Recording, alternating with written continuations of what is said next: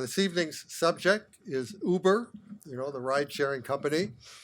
The story of its spectacular rise and its tumultuous struggles is so emblematic of the best and the worst of Silicon Valley, and few observers are better informed to tell this story than Mike Isaac, who's here to talk about his revealing new book, Super Pumped.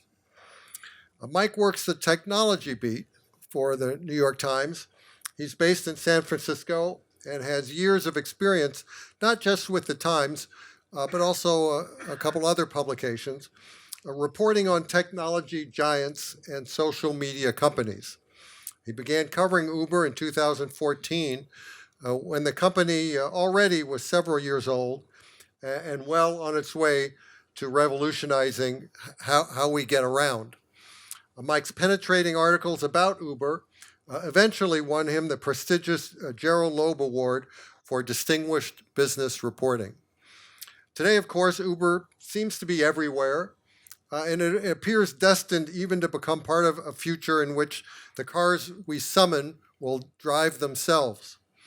But the company's rapid development from tech world upstart to destroyer of the taxi industry and ubiquitous example of the gig economy has had some very dark, troubling, and tragic aspects, which Mike extensively chronicles in his authoritative and very engaging book. Uber's saga, in Mike's telling, is essentially the story of its deeply flawed founder, Travis Kalanick, a man of great energy and great ambition. It's a tale of hubris and excess, marked by some brazen business practices, misogynistic bro culture, greed, and a string of scandals. By 2017, with Uber buffeted by one crisis after another involving reports of sexual harassment, surveillance of government officials, and privacy violations, Kalanick was ousted in a boardroom coup, and new leadership was brought in to fix deep-seated cultural and governance problems, repair the company's badly damaged brand, and restore at least some of its eroded corporate value. Mike not only takes us behind the scenes and elaborating how all this drama unfolded, but he also frames Uber's wild ride in such a way as to make clear the cautionary lessons in what happened. He'll be in conversation here this evening with a colleague of his, Katie Benner, who is also at the New York Times, and who now covers the Justice Department, and was part of a team that won a Pulitzer Prize last year for public service for reporting on workplace sexual harassment issues. Katie has worked in the Times' San Francisco bureau, covering Apple, venture capital, and startups. And before joining the Times, she was a tech columnist at Bloomberg. She also spent nearly a decade at Fortune, where she covered financial markets, private equity, and hedge funds. So, ladies and gentlemen, please join me in welcoming both Mike and Katie.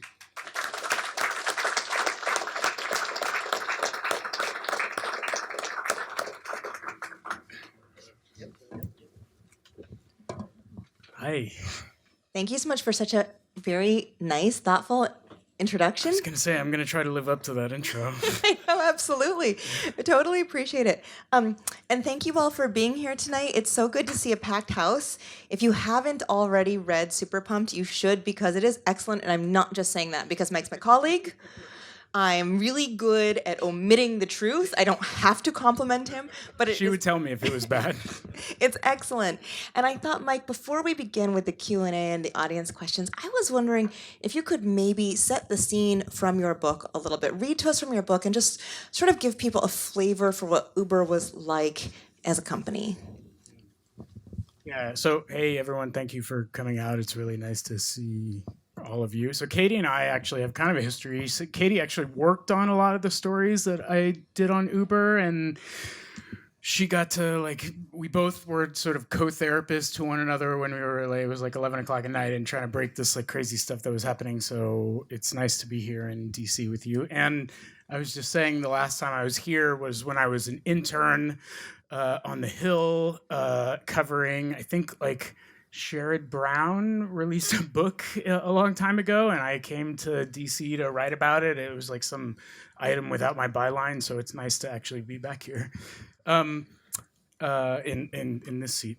So the book starts, if you haven't read it, the book starts with basically what I wanted to get at is this scene of Uber kind of being Uber, right? Flouting regulation and pushing into cities and kind of doing its thing, and also what it meant to be a startup in, I guess, 2014 or whatever, and this era of brazen expansion that at least some tech companies really believed in. And so I zoom in on this test case in Portland where they push in using this secretive software, clandestine software tool called Greyball. So let me just read a little bit.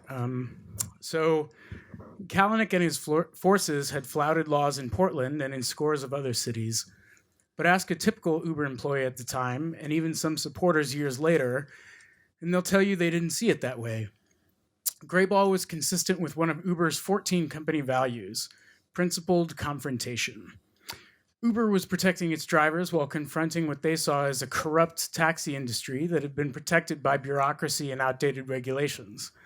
Concepts like breaking the law weren't applicable when they believed when the laws were bullshit in the first place.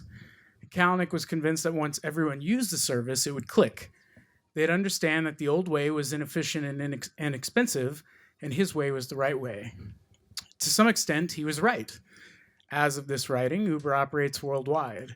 It is present on almost every continent, with copycats and competitors trying to mimic the growth and power Kalanick achieved in the 8 years he was at the helm. Uber has struck deals with local governments to become as ubiquitous as public transit and is working on a future in which the cars that people request will drive themselves. And yet, Uber is not always seen as a success story. Uber's rapid rise was nearly undone in 2017 as the company faced the consequences of years of Kalanick's boundary-pushing behavior, unabashed pugnacity, and eventually the CEO's own personal decline. Kalanick's story is whispered as a cautionary tale for founders and venture capitalists alike, emblematic of both the best and worst of Silicon Valley. The Saga of Uber, which is essentially the story of Travis Kalanick, is a tale of hubris and excess set against a technological revolution with billions of dollars and the future of transportation at stake. It's a story that touches on the major themes of Silicon Valley in the last decade: how rapid developments in technology can crash into long-entrenched labor systems, throw urban development into upheaval, and overturn an entire industry in a matter of years. It's the story of a deeply sexist industry fueled by gender imbalance and a misguided belief in a tech-supported meritocracy blind to its own biases. It's a story of a sweeping but poorly understood ways that startups are financed today and how this can affect the leaders, employees, and customers of fast-growing companies. It's the story of ugly decisions made around user data and personal information as technology firms seek to exploit that data. But most of all, it's a story about how blind worship of startup founders can go wildly wrong, and a cautionary tale that ends in spectacular disaster. That was dramatic, right? That was great. I can't wait to see the movie version. And I want to talk a little bit about the passage you just read. You know, Uber, they flouted regulators, they lied to them, they tricked them, They made special software called Greyball that allowed them to be hidden from regulation, from regulators and the people who wanted to police them. And it worked because Uber is now a publicly traded company and it's worth a lot of money. But I'm curious because here in DC, all we do is talk about breaking up big tech, regulating technology companies, taking technology companies to task, trying to find a way to make them, to disempower them, essentially. Yeah. And so do you think that an Uber in this era, in 2019, taking the same exact approach to regulation, regulators, rules, and law would be as successful? No. That's a great question. I feel like Uber screwed it up for everyone else because there was a moment which. So there's a lot of scooters here, right? Like I see like a lot of scooters in DC, and there was a moment. Hey, Jed, there was a moment in San Francisco where there were no scooters, and then there were like 10,000 scooters, right? And the idea was to just mimic what Uber did, which was just flood the zone and like push in, and then regulators kind of like deal with it afterwards. But I think everyone really learned from what Uber did, 5 to 6 years before, which was essentially that, just sort of like do their thing, and then if the law can stop us, then okay, but we don't really think the law can stop us. But I think with scooters, at least in San Francisco, they freaked out. They're like, we don't want this to be a replay of Uber. We don't want the company to dictate how our city's going to run. So we're going to clamp down on it really fast and say, we're going to fine you, I don't remember what it was, like $100 per scooter, right? And so if you flood that in like a zillion scooters, it ends up being a lot of money. So I think now there's enough whiplash from what Uber did in 2010 through 2014 to really prohibit another Uber, especially right now where like the general sentiment is that tech is bad or everyone hates tech. But I think that wouldn't have happened if it were not for Uber at that point, Interesting. I think Juul might be another example there, Yeah. right? Oh, Company man. that sort of skirted around what we know about the nicotine addiction and did great advertising and marketing, and now Do you know that the Juul CEO had to step down like like 18 different CEOs had to step down the past few weeks, but like Juul was one of them, and they rode on this wave of like, look, we are a smoking cessation device. We're not trying to market towards kids, even though like teenagers love Juul. Like this is our. I think they got like a false sense of security, contentment, and then whatever you want to call it, the techlash came in and it whipped everyone, and now the CEO stepped down. I'm very curious. Juul is something I would love to report on at some point. So what year did Travis step down again? 2017. 2017. Yeah. So between 2017 and today, we've seen tons of entrepreneurs have to leave their companies, right? Most recently, Juul, WeWork. But when Travis Kalanick left Uber, it was huge. It was crazy. People couldn't believe it had happened. So I was wondering if you could briefly just describe to us who Travis is. Why is his character so fascinating? How does he distill something very important about the Silicon Valley entrepreneur, and why was it unusual that he was pushed out? Yeah, it's really funny now. Again, I was out of the country last week, but I got I swiped down on my phone and like 5 different CEOs were pushed out of their company in 1 week, and that's normally not what happens in the Valley, right? Like normally the CEOs can weather a lot of this stuff, but Travis wrote this book on Uber. It's a book about Uber, but it's not a book about Uber. It's kind of about tech and the past 15 years of tech and what that's meant and how that's changing now. And Travis was kind of like, let's say like what VCs look for in a founder, right? Like really driven, has this vision, willing to sort of like push through normal whatever boundaries or barriers, or in some cases laws, to like get to this goal. Can motivate his troops, kind of stirs up a fervor for the company in a cult-like fashion, right? And like I would say he's like the ideal founder in the sense that that's what VCs want to invest in, right? Like you don't really. So I was talking to a lot of venture capitalists for this book, and they said the same thing, which is like you don't invest in companies, you invest in the people, right? And so you might have like an idea that you want to invest in transportation, but this was the guy. Travis was the guy because he was going to push through the taxi industry, whereas like other companies before them could not do it. So he was in 2009, 2010, probably the guy that VCs thought would take Uber to the next level. Yeah. Okay. And the other guy in the space, or the other guys in the space, John Zimmer and his partner over at Lyft, they were not like Travis. They were known to be very nice, very polite. They were never going to break the law, and so Uber ended up getting all of the money. But this, this clearly caused the people who funded Uber a lot of problems because Travis not only flouted laws, regulations, he not only pushed hard and broke through a lot of boundaries, and he didn't stop at what we would think of as where a person should stop pushing. Which is like a feature, not a bug in the Valley, right? Like they want that. That's part of the whole thing. Like they don't want you to stop where you're supposed to stop. So then he also turned on his investors. So I'm curious if you can walk me through two things. One, how is this guy allowed to turn on these super rich venture capitalists who've given him money? Why couldn't they control him? And then two, why were they so helpless when he decided he was going to treat them just like he treated the regulators in Portland? Yeah, so I think it goes to the dynamics of like funding in the Valley. So I tried to write about what it means to like fund startups, but also not make it super boring. And I hope I did a good job. But I think that I think it starts further back, like 10, 15, 20 years, right? And so let's say the dot-com era, where in 2000-ish, where the wind was being let out of the whole thing, and startups and dot-com companies were seen as like just total shams. And like there's the pets.com in the world, which I don't even know if you remember what that is, but it was just a pets thing with a website, and there was no actual business there. That sort of takes all the air out of the room. It's very hard for entrepreneurs to raise money. Fast forward like 8 to 10 years later, we get to the financial crisis. Everything is a disaster.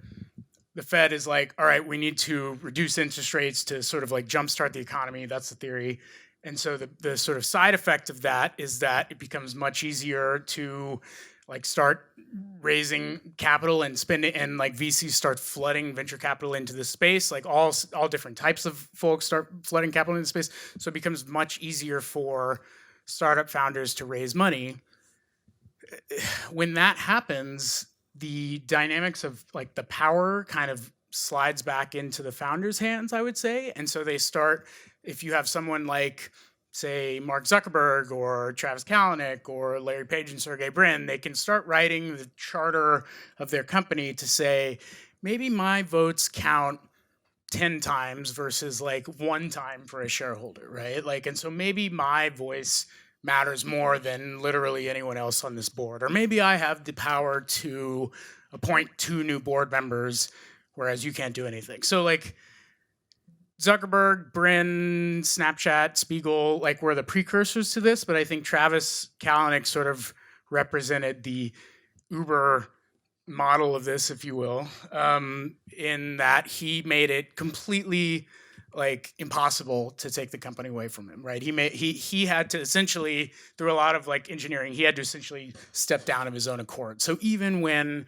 things got bad in 2017, and when he was sort of going rogue and doing all this crazy shit, they couldn't kick him out of the company because it was his company. Right. And I'm going, if you have questions, please feel free to raise your hand, because I'm happy to call on people with questions as early as possible. But I just want to ask one more thing. Oh, okay. And we'll have you come to the mic. We'll go to a question part. Right, when I call on you for questions. But before I start turning to audience questions, because I see there are already some, without giving too much away, it's clear in the book that the breakdown between Travis Kalanick and his executive team, who are extremely loyal to him, and the investors who understand, or at least believe, they need to wrest the company away from him to save it, because his impulses are so destructive now that they think that the company won't actually go public under him, because he could never be a public company CEO. There's this huge battle between them, and it becomes kind of apparent in the book that the investors and other players in the company use you, the press, to play this very high-stakes game. That without your knowledge, they are threatening to leak information to you, knowing that a negative story about either side in the New York Times is devastating to the other. So I'm curious, and we all know as reporters that when people come to us and tell us information, it's not just because they're altruistic, but we very rarely find out that it is because they are clearly using us for their own gain in such a dramatic and also such a clear and clear-cut way. So one, if you can talk about it, I'm wondering, how did you find out that this had happened? And then two, how did you feel knowing that you've been so explicitly made a pawn in this huge power struggle between the CEO of a company and the board that hates him? So I'm gonna just default assume that people here have not read the book. So like but if you can remember back to 2017, there's this moment where Travis Kalanick is seriously under duress, and like the whole world seems to hate the guy, and like it's just Because there was what was it? It was the Trump ban. Trump Business Council. Yes. There was the delete Uber movement, if you remember that on Twitter, where like 500,000 people like deleted their accounts. Susan Fowler, the employee, wrote this thing about the systematic sexual harassment and really gnarly stuff inside of the company. Waymo sued them for theft of intellectual property. And this all happened in about 8 weeks. Yeah. What's that?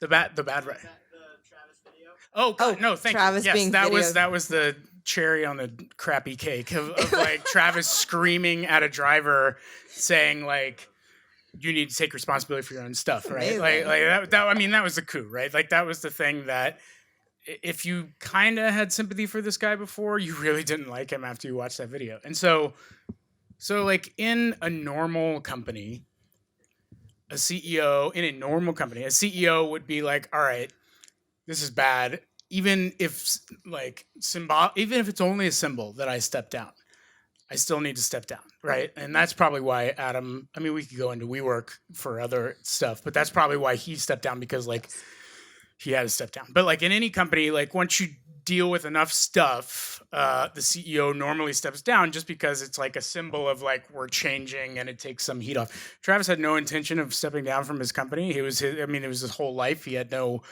girlfriend, his family, his closest people in his family had passed away. Like he was just this sort of wrapped in it. And so he was supposed to take a leave of absence at one point, but it didn't. And it was clear to a lot of people inside of the company that he was just not going to go anywhere. Right. And so I won't tell you everything, but essentially there's this cabal of investors that are just like, this is a $70 billion investment of ours, right? We have billions of dollars tied up in this. There was one, a guy from First Round, Chris, was making presentations on if Uber was successful, this was how much we would make. And if Uber went to zero, this was how much we would make. Like just sort of like everyone was just sort of like hedging their bets on whether Uber imploded or not. And so, five different investors in this company banded together and was like, all right, we got to do this thing. We're going to write this letter.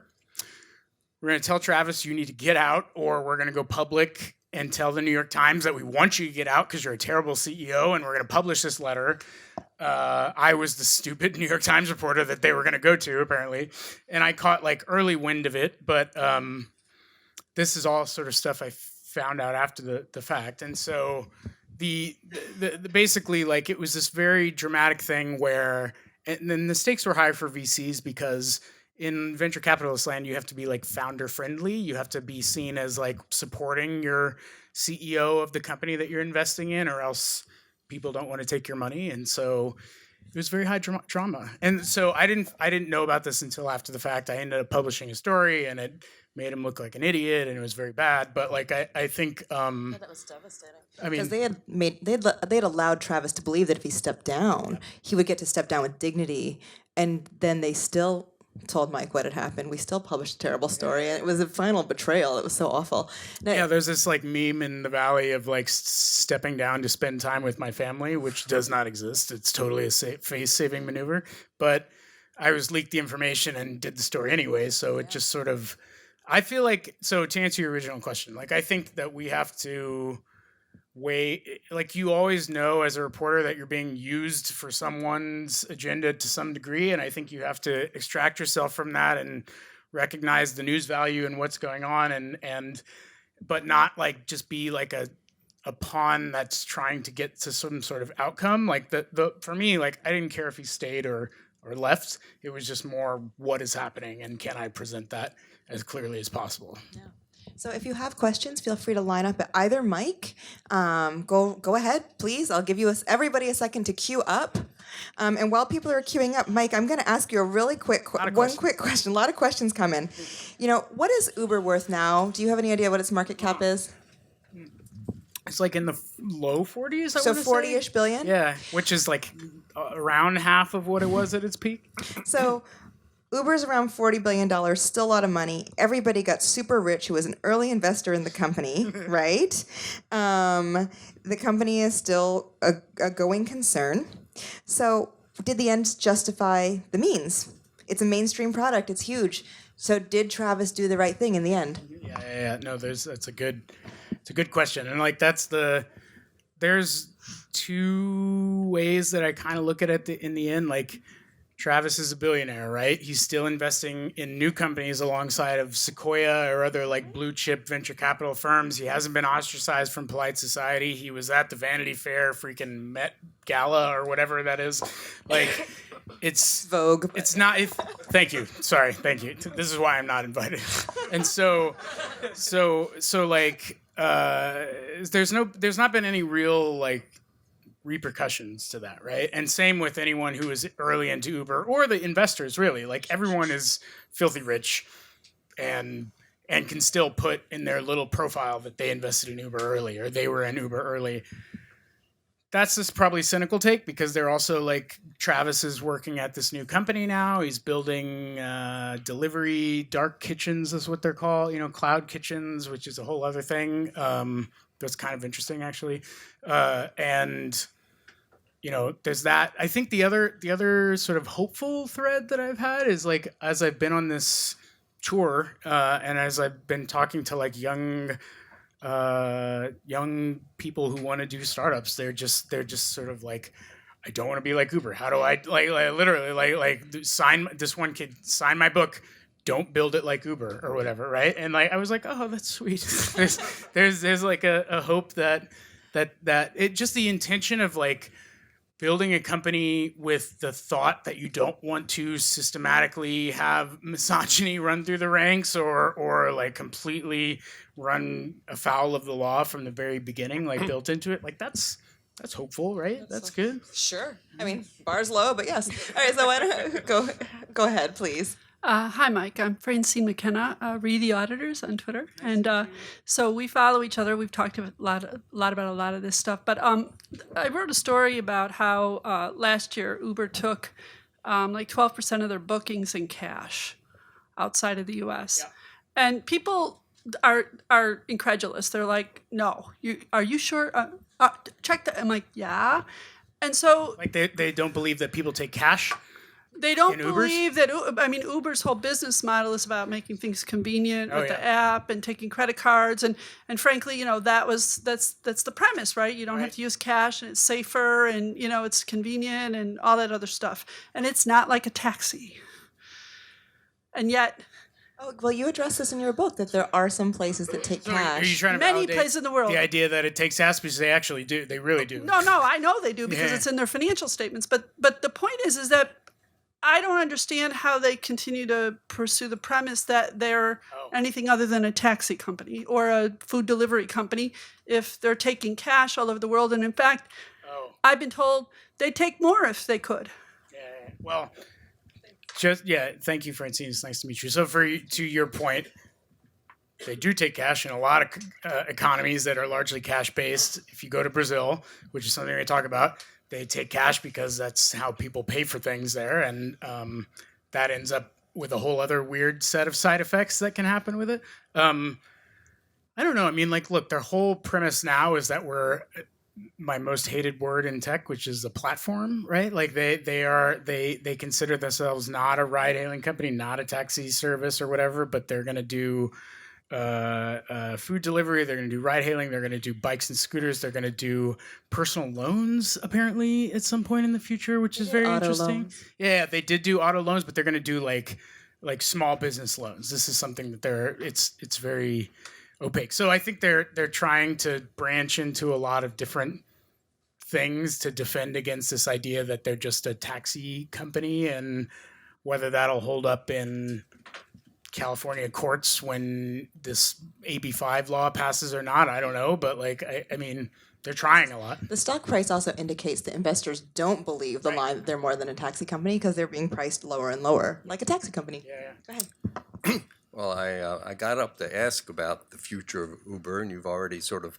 broached the subject on your own here. So, but I want to continue that a little bit. I don't know to what extent you cover or provide a prognosis for Uber in the book, but I know I've heard it said that, in fact, from an employee of Uber, that yeah, they're looking around for all these other things to do, but in the long run, the main thing they depend on is having auto drive or whatever in cars. That's the model, the business model that'll be profitable for them. Whereas right now they aren't profitable. So Right. No. So the self-driving thing is always funny to me because I feel like it's kind of is red herring the right word, or maybe just it's probably not the right It'll word. be great when we have these future space cars. Right. Until then. But even that comes with a bunch of different overhead, right? Like right now they don't operate any of the cars, right? Like all of the liability, all of the expenses is shifted off onto the driver. So imagine them having to like park a bunch of self-driving cars, clean up the barf after like people go out on the weekends and are drunk and completely trash the cars, or like just there's a bunch of overhead there. So I don't think it's a total salvo, but like, I mean, look, they're just sort of they're sending their arms out into any sort of different direction in which it looks like there could be profitability. The fact that they're pushing into like personal loans, which has a lot of, I guess the margins on that are higher, you know, even if you don't like, even if you have issues with the practice, like that it's kind of shows a little bit of desperation. Yeah, and it's only a smart business while rates are low. So it's only a smart business for a short period of time. So how long is that going to be a smart business? But I think if you know, Groupon, I think is a good example. There have been a lot of startups that have gone public, been huge, like, you know, done well-ish on the stock market or even done well that barely exist today, truly. So, I mean, I don't know that we can say that Uber's. Well, that's the problem that I have is like people are like, is Uber going to go to zero, or is Uber going to like not exist in 5 years or whatever? And like, it's very, it's hard for me to think that, but like I feel like so long. Like Zynga still exists. Well, I don't know why. Well, but it's like, still around. You can invest in it. Uber is a verb now, right? Like Uber is like I can count on that if in San Francisco like the train isn't working anymore, I can at least get a very expensive Uber home. So like I think the irony is like Uber could have unlocked an entire category of transportation and still might not find like a viable business model at some point. But I do think that version of ride sharing or whatever is still going to be around. thanks. Hi. Okay, so I have two small questions. So my name's Emily. I'm a newer tech policy reporter on the scene, so I sort of like hero worship both of you. And so the first question. Sorry to disappoint you. It's weird. So my first question would be, what advice do you have for a tech reporter, business reporter starting out, to get beyond the press shop? You know, the like tightly, you know, they keep their employees so tightly under lock and employees are scared to talk to you. You know, what advice do you have getting behind the scenes? This first question. The second is of more general interest maybe is, you know, how seriously do you think Facebook is, because I know you also report on Facebook and you recently had that great article about how it's dealing with antitrust scrutiny. Like, how seriously do you think Facebook is taking the threat of being quote unquote broken up? Talk about strategy. Okay. So no. So Facebook is, I mean, I think not even just Facebook, like all tech companies are in this crazy moment of whiplash right now where for the past 10 to 15 years, they've had virtually no real scrutiny, you know? Like, I mean, the FTC has kind of been in a coma and Facebook has bought Instagram, WhatsApp, you know, countless other acquisitions without any real pushback. And so now the people I've talked to are sort of just kind of incredulous around like, now you care? Like, we've been doing this for so long. Why are you all of a sudden mad now? You know, and not to plug the book, but I do address that in the book. Like, I do think there's a moment that like things turn for people. I think there's a moment where people internalized how powerful technology is, how sort of pervasive it is as a part of our lives, and like why we should actually care about it rather than like marginalize it as as kids in hoodies creating the next billion-dollar app in their dorm room, right? Like it's not that. It's a center of power worthy of scrutiny. And so I think they're freaking out. I think they're trying to head that off. I think they're trying to sort of be a part of that discussion rather than have laws just sort of like brought down on their head, but it's not light. I mean, there's a reason they hired John Panett, the guy who handled Microsoft's antitrust case back in the day, right? Like they just need a playbook to deal with this because they assume that they're probably going to get hammered. It's just like what it's going to look like. Now you. Well, it was very helpful to work with Mike and to work as partners because we had naturally a very different source base. And so if one of us got a tip, I could tell Mike, and then he could take it to his people and be like, listen, this is what I have heard. And we were playing people off one another a lot, playing sources off one another. So it helps to have a partner. I think that's a huge bonus. Totally, yeah. No. I mean, Katie left the tech pod and went to Justice. What has it been, like 2 years now? Almost 2 years. Jeez, Feels like a feels like decade. 10 years, right? Yeah. But you can't do this stuff without. I feel I can't do this stuff without a partner. I feel like all my best stories just come because people are sharing resources, and like the same people that talk to me are not going to talk to you, and vice versa, right? She talks to people I don't talk to, and just. I don't know. The other thing too, this is like kind of rote but obvious, is just stories lead to more stories. And if you just like hammer on something, or if writing on, or you make yourself the person to talk about X thing or whatever, then they start gravitating towards you, right? Like I've been writing about Facebook for 10 years, right? And so like it still takes a lot of work to get the new rounds of sources, but there's a vague notion of, well, I should probably talk to this person if I want to leak something about Facebook. So time and effort. Any of you want to leak anything about Facebook? Mike's here. Go ahead. Hi. So I said earlier, I'm Perry. I'm a security researcher. So you talked about how Travis stepping down was kind of a watershed moment, and we saw like Adam step down from WeWork. But it seems to me that like Travis stepped down in part because he was irascible and sort of spiraling out of control. WeWork, you had that story about his drug use and in the Wall Street Journal, et cetera, et cetera. And so I'm wondering if you think that, because obviously you talked about how Uber really pushed local laws, really pushed the boundary of what was legal to do, but that doesn't really appear to be why Travis stepped down. Right. And so do you think that watershed moment is going to affect at all CEOs like maybe Mark Zuckerberg or the like who, absolutely push the boundaries of what's legal or acceptable, but also manage to do it in a way that is not uncontrollable. You won't find Mark Zuckerberg yelling at He was relatively a choir boy compared to these guys. Yeah. So he does the PR at least relatively better. And so how much do you chalk up like this to just the ability of CEOs to keep it together? No. I think that's very astute observation. Like Mark can, look, there was mass genocide in Myanmar of Rohingya Muslims, and the CEO of Facebook didn't step down, right? And he also owns WeChat, and that's been right. just And a WeChat is boondoggle spreading in India rampant and information in Brazil and India. Like part of it is like maybe the even more depressing reality of like he knows how to present well and go to the White House when he needs to and like bend the knee when the CEO has to, and perhaps like that's like some of the tragedy that I was getting at in the Uber book, which is sort of a CEO that knows how to change and grow with the company can do that and maybe stick around. Mark, I think has changed in his management style. It's still a question as to whether you think he should be at the top of the company or not, or like whether they have paid enough penance for whatever, for everything. But I do think part of it is like this media game, right? And like to this guy's point earlier is like they had him on video screaming at a driver, one of the people that make up the labor force of his company, right? Like there's only so much of this and this is why in the book I get into the media part of it, because the media is a large part of how we perceive this stuff and how normal people get upset over these things. So maybe that's a little cynical, but I think that's right. One thing I've noticed is that is that WeChat really does not get associated with Facebook at all. Obviously when it gets reported, it says WeChat owned by Facebook, but it feels. Sorry. WhatsApp. WhatsApp. Yes. Sorry. Whoa. But They made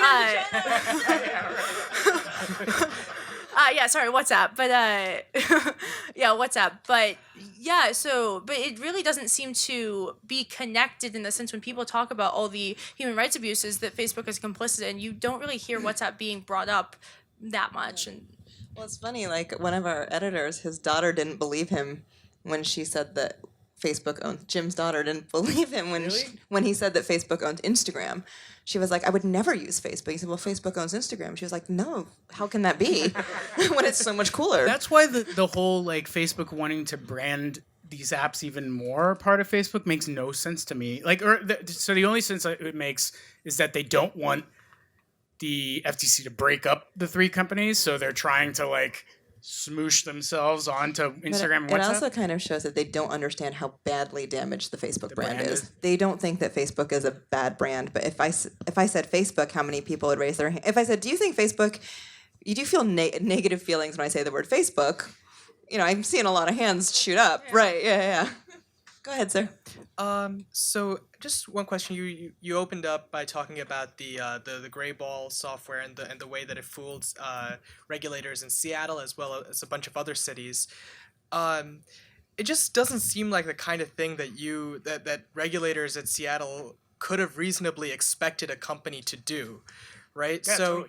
How do you if you're a local regulator, right, and you're kind of on your own in the early days of kind of working with or against these tech companies, how do you make sure you're not fighting the last war? I mean, that worked with the scooters, but how do you make sure that you're kind of on par? No, that's so great, and that's why when we got this story, I was like, oh my god, what are these people are doing this? This is crazy. And it's really no, but it was also like two different reactions, right? The technologists when we published the story, the people and the technologists in the Valley were like, whoa, that's kind of creative. Like that's a cool problem-solving solution to like shield regulators from stopping them. And the lawyers I talked to were like, that's obstruction of justice, right? But like, I think you can't. Like, how do you plan for literally any breakthrough in innovation, right? How do you plan for the next whatever company is going to sort of come up and like it's I guess a scary. You can't, right? You can assume that people are acting in good faith, but even that is probably a false assumption now, you know? So also probably a depressing answer, but I just don't know how you can act against something that you don't know is going to exist. You know? Before we go to more questions, I just wanted to ask you if you could give us just a little snapshot of what the Valley is like today, because if the book takes us through the rise of Silicon Valley, this sort of like huge juggernaut that became not just a huge player in business and finance, but also culturally. You know, the Zuckerberg movie, the Facebook movie came out. Lots of other things happened in pop culture. You had the show Silicon Valley, because everything was going up and everything was great. Travis being ousted in 2017 was kind of like marks the beginning of the end. You have the election, and suddenly people think, oh my God, Facebook isn't just a toy. There are real life consequences, and maybe this is part of the reason why the election turned out the way that it did. You have Travis leaving. You have, riots and horrible incidents happening with drivers and riders. And suddenly tech takes a really dark turn. So when I left the Valley, it was the beginning of 2018, and things were still pretty optimistic. Not terrible, yeah, right. But what is it like today? No. I mean, it's super different. So I got there in 2003. Sort of like at the end of the dot-com bust and when things were kind of going towards it. But like, let's say 2010 through 2007, or even 2008 through 2017 or whatever, pretty unbridled optimism. Capitalism is awesome. It was like the Jennifer Lopez scene in Hustlers. Yes. Like, the whole I need to thing. go see that movie. It's I actually great. feel very bad that I haven't seen that movie. No, but like, tech is going to change the world. Look, I just don't think that's a realistic view of the world. I don't think anyone maybe the people inside of tech thought that was like what it was and probably still kind of do.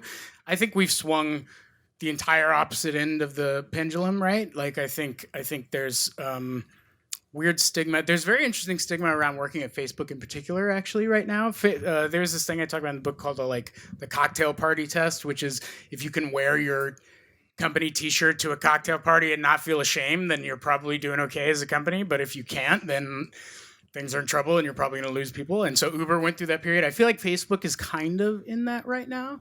But I don't know. I mean, I just don't think that the same rose-colored glasses are used to view tech that they were maybe a few years ago. I think it'll probably swing back, because I think there's been some other co-opting of tech is bad by other groups that I think is going to be the case for a while. But it'll probably get to somewhere less severe at some point. But right now it's kind of dark. It's kind of grim. It's interesting. That was actually going to be kind of my question. Sorry, I'm kind of short, but I can alter. So first of all, the book was excellent. I really enjoyed it. Thank you. Second, your Twitter is excellent. I really enjoyed that. Third, it's a bit of a personal note for me because my mother, I'm from New York City. She worked for one of the taxi lenders, so Uber was a forbidden word in our household. My sister's boyfriend did work for Uber as a developer for a while, so that was a little contentious. But in any case, so for me, it's really interesting to see the impacts of this company that, for all intents and purposes, destroyed a huge industry. That is not this question, though. So what I'm curious about... You're right. That's that's the other thing that people don't... The taxi industry was eviscerated in a handful of years. It's very, I guess, interesting is one word, and devastating is another word, and whatever, But yeah, to your point. Actually, so I wanted to ask first about unions and tech companies. So it's apparent to me tech workers should unionize at some point. And they haven't, and I'm sort of curious why not. But now I have this follow-up question, which is, what do you see as sort of the future of the industry? It feels like it's this huge cratering fallout, and if Uber ever disappears, if there's no taxi industry, what will come in its place? So I think to the union question, I do think work is fascinating to see such a large labor force that is not organized in the Valley and slowly waking up to organize it. It's been. If you look at Google and these walkouts, or who else, or even Facebook's or Amazon has been doing some organized things. They've started to realize their power, right? And I think Google is probably the best case example because people at the top have behaved really poorly in some ways. The guy at Android did some really gnarly sexual harassment stuff that made it to the employees, and they were just all right, we're not going to work, and that gets people fired, or that makes changes, or the this is a little different, but the Google China stuff broke, and there were people have things to say about that, or defense contracts at Microsoft.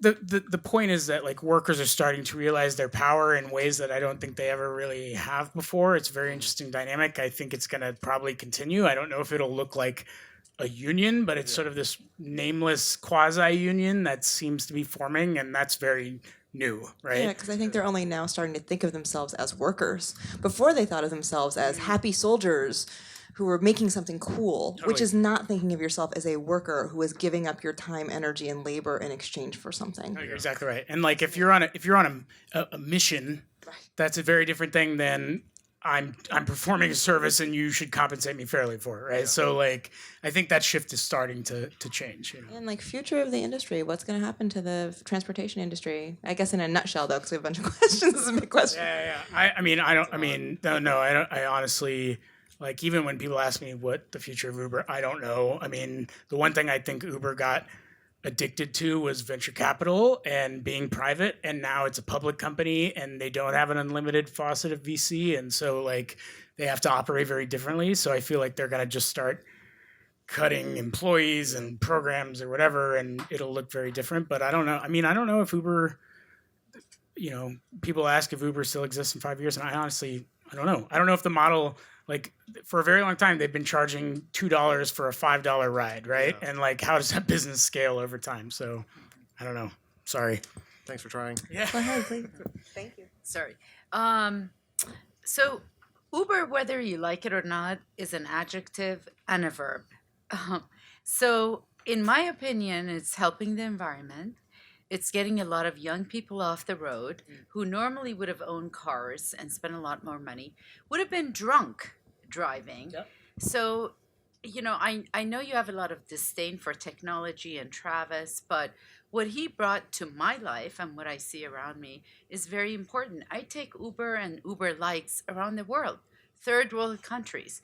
It's inexpensive. I know the taxi industry is being hurt, but it is innovative. We have to embrace technology. This is where we're going. And in my opinion, for the environment and young people not getting drunk and driving, people throwing up in the car, whatever. And in terms of immigrants coming to this country or women who can't get jobs, they can supplement their income with picking up Uber times they want. And I've seen this around the world. This is what they do in addition to their other jobs. So I think we need to be a little bit more forgiving rather than have a lot of disdain for Travis and what he started. Let's look at what it brought to us. And let's look at what it's saving us from drunk drivers and environment and all that. Uber pool, when people pile up in a car, it's better than one person in a car. So this is a So, great I'm comment. sorry. Have you heard from Travis? Oh, Yeah. sorry. No. I don't think we need to dig into his personal life as much, but let's think about what it's doing for our lives. And I understand what the taxi industry is suffering. That's a very legitimate point that you brought. No. So this is great. I mean, have you heard from Travis? This is to this person's point. Like, has he had his chance to talk about all the things that he wanted to do, many of which were positive? I don't think that the book is disdainful of Travis, certainly, but it just talks more about the company and its financial issues. But has Travis been in touch with you? Has he read the book? I would love to know if he read the book. I hope he reads the book. I know people around him have read the book, and the people that are very interested in what I say and don't like me a lot are reading the book. But I think he did not participate in the creation of the book. He didn't want to do the book. He didn't want me to do the book. I totally get it. There's a lot of bodies. I totally get how that works. To your point, I don't think this is an anti-Travis book. I think a lot of people I talked to inside of Uber or an anti-Uber book really were surprised that I wasn't like, this all sucks. I think it's more, what I'm more interested in is exploring the limits of founder worship and the culture that has sort of created, if you want to call it megalomania, in the Valley, or like the idea that all progress is an unmitigated good, right? I think this is a story of like unintended side effects that should be at least looked at, and you can still have positive outcomes. Like, again, like a lot of the people that I hear, to your point, standing for Uber and saying, this is something that's not my primary job, but this is something I do on the side and I make supplemental income and like demonstrably lower drunk driving accidents, or at least like people going drunk on the road in Los Angeles at the very least. I think those are good outcomes, but I think you can't look away from the bad. And I think it's probably now more than ever a time that we should at least reckon with what that bad is and think about it and not like sort of turn a blind eye to it, if that makes sense. Thank you though for saying that. Hey, my name is Edward. Edward, what's up, man? How you doing? And my question is mainly, I guess I could build off of like where I left off when we last talked about Uber, and so you frame it about talking how the tech lash has gotten people to ask the question of what role technology should have in our lives, and I'm wondering after all the reporting whether or not the question should ride hailing, should transportation be something that's solved through the market, because Uber has been hailed by some as innovative industry or company, but I was an organizer for drivers in New York City for a year, and it was essentially slave labor for thousands of the drivers that I got to meet or organize with. And there's also the question about congestion, the fact that it burned through like 20 billion privately and hasn't been able to make a profit, will never make a profit, probably like all these fronts and the wars that it's fighting domestically, globally, as it's trying to build up monopolies. Should Uber exist, or should transportation, should ride hailing, should these things be private, or should they just be like municipalized or public? No. I I think we're even now just sort of weighing through the effect. I think it's going to probably take years to figure out how much of an effect this has had on public infrastructure, right? Like, and it sort of creates a really bad cycle if at least some section of the public is using private transportation. It's your funding is going to get lower, and maybe ridership goes down by some significant amount. But you're still leaving behind people who can't afford to take Ubers, which is a very large segment of the population, right? So like, I think it just sort of feeds on itself. I also think that like the answer from a lot of people who are in private industry that like to sort of profit from this is that the market will decide, right? And the market is going to sort of like allow these things, but that's not true, right? Like we public services exist for a reason, and like as long as public transit exists, it's sort of an admission that you need to serve people even outside of like the traditional laws of how the market works, right? Like most public transit systems are subsidized and don't actually make money. So sorry, I get a little worked up. So I don't think it's like let's make it all private and everything is fine. I think that's another incidence of like selling a vision to serve your own ends. And my hope is that the other part of this though is that like I don't think it's going away, and this still has a place. And as long as people find a service like this convenient or necessary, which I think is a large part of the global population, it's going to continue to exist. So what does that equilibrium look like where you're not leaving behind the people who can't afford to use Ubers, but you still have that exist in the world? So How many people used Uber or Lyft in the last week in this room? Yeah, it's a lot of people. Me too. Absolutely.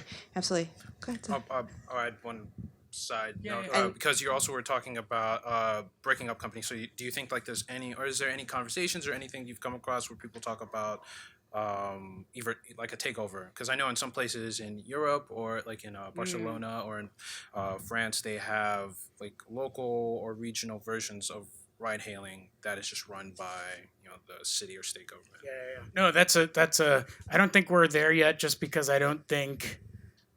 I mean, they're just sort of waking up to the fact that Facebook is influential at this point. So, like, I just imagine that it would take a lot for any sort of local or national government to be like, this is something we need. But so no, I haven't approached that yet. But that's a very interesting version of it, So we have Thanks for coming. time, I think, we have about 5 more minutes. So if we're quick, we can get all 3 questions in, but we'd have to be very quick. So let's start here. I'm going to be quick. fast. Hey, Mike, love your Twitter feed.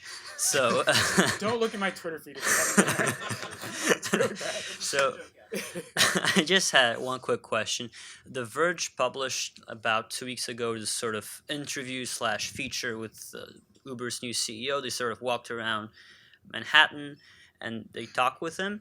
And from what I can gather is I don't really see what he wants to do with the company. Like, it's sort of this sort of public transportation angle, but where's the business model in that? And reading that as a customer, Yeah. I was confused as to why would I switch from Google Maps, which I use every day, and it has public transportation, it has scooters, Ubers, Lyfts, whatever, to Uber. Like, I don't really see the incentive here. What is their angle on this? Yeah, so what is Dara's business vision in a nutshell? No, it's perfect to hear from you, because this is exactly the problem right now, I think, within the company. Like, Dara Khosrowshahi is the new CEO. He's the guy who replaced Travis Kalanick. His whole thing is we're going to be a platform. We're going to be the operating system for your daily life, I think is what he called it, which I have no idea what that means. I don't think you do either. No idea.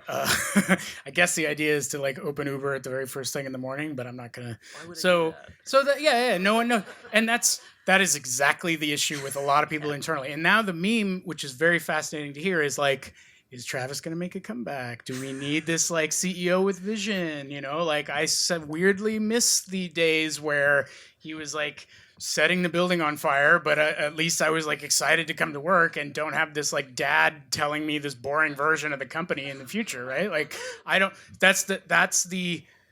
would be very funny. It would be very interesting to watch and probably a good story. But I don't know, to your point, like the vision is kind of muddled right now from the new CEO, and I think that's a problem. Thank you. Hi, I'm Aaron. So welcome to DC. So we're in DC. Well, obviously we've had a lot of tech companies and CEOs kind of make their annual pilgrimage or whatever to Congress. And the most obvious thing from those hearings is that these regulators, these congressmen have no idea what they're talking about. They're like 80 years old and white dudes who have not equipped at all to talk about the problems. Do you get the sense that in Silicon Valley there's like no respect or little respect for these regulators? I think no. So to your point of come and sort of kiss the ring, I think they see DC. I don't think it's just one. I think a lot of DC is probably. I mean, you guys tell me, but I think a lot of DC is probably self-obsessed and doesn't really think too much of the West that much, but maybe, again,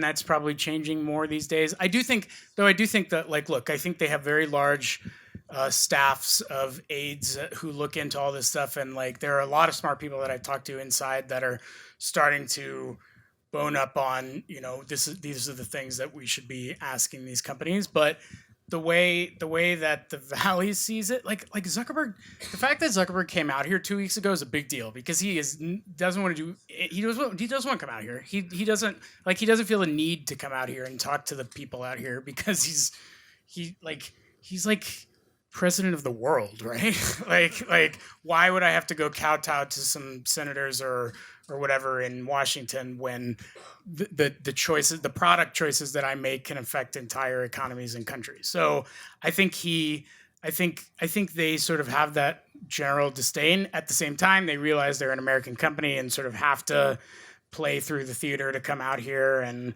maybe that will change as the American government gets a bit more active. And then the last question, really quick, because we've got one more minute. Oh yeah, I'm over it.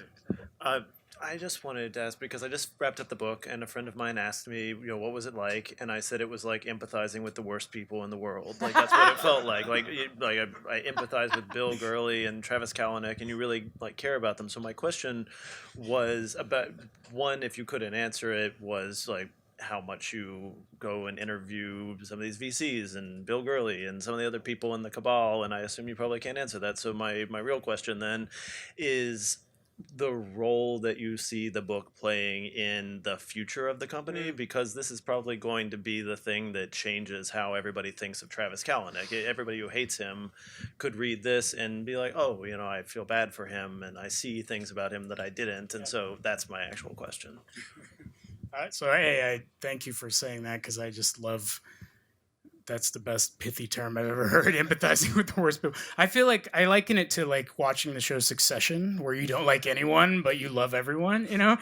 I can't talk about who I talk to, but I do think that I think someone like Travis is easy to paint as a villain, and I think like it on the surface level, if you only look at articles, you're like, oh my god, this company's garbage. But I think you have to, like, the whole point for me was to get at the why they did these things and what the sort of culture was that created this mentality, and why in this specific person did it go to this next level of, okay, there's like building a startup, and then there's like doing whatever it takes to get there, So I think I'm not looking to rehab his image. I hope, I don't want to play a part in that. I mostly just wanted to like lay the case bare for everyone and try to get at the why behind it, and there was just like so much left on the cutting room floor when we were writing stories that I wanted to get out there. So we'll see what it actually does.